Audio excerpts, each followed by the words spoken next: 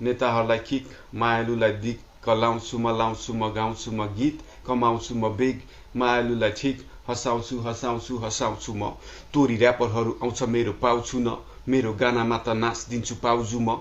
Record होइन कमर भाँच, नखोज भाउ कुन, तेरो छातीभित्र सानो छिद्र दिने घाउ हुँ म। देशको सेवा दिने नाममा सबै लुट्दछन्, गरिब दुखी चर्को घाम, नेता छुटमा छन्, चर्को तेरो उपचार सांसद नि लुटमा छ।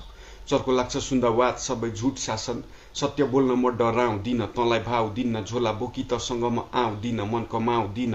गाउँ खाने कथा भन्ने हिँड्छ गाउँ किन, नेता सबै जाने पारी आफ्नो बाउ चिन्न, लाज पचेकायो सबै कसैले नि भाउदिन।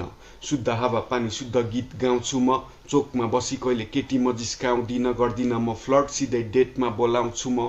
काँधमा जिम्मेवारी मनको भारी म बिसाउँदिन, चाहना र भावनालाई म मिसाउँदिन, दिमाग चलेको बेला मुटुलाई म भाउदिन, आफ्नो मनको राजा हात कसैको समाउँदिन।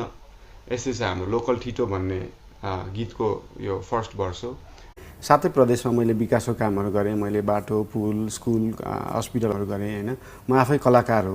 कलाकार भएको हिसाबले पनि अकाउन्टेबल हुनैपर्छ, किनभने मेरो कलाकारिता पनि स्टेकमा छ, मेरो इन्जिनियरिङ पनि स्टेपमा छ। म एउटा टिभी सो सञ्चालन गरिरहेको छु अहिले, नेपथको सिपेज भन्ने त्यहाँको टिभी सो जज हो।